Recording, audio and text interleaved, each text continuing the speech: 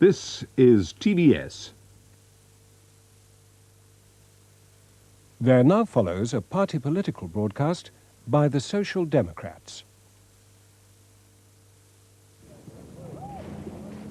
February 1987, John Cartwright and Rosie Barnes on the Thames at Westminster, as Rosie comes to take her seat after the Greenwich by-election. 5 years on, almost to the day, they're still working as Social Democrat MPs for what they believe in. The SDP is having this party political broadcast because we want to make it clear to people that the ideas of social democracy are still there, they're still alive, and they're still extremely relevant to Britain at the present point.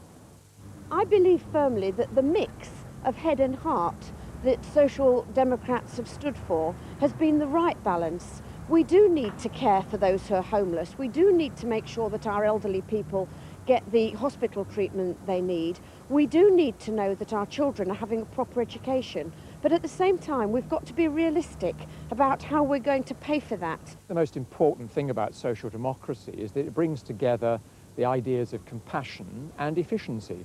The Tory party always comes across as a very efficient party, but not very concerned about people who aren't successful.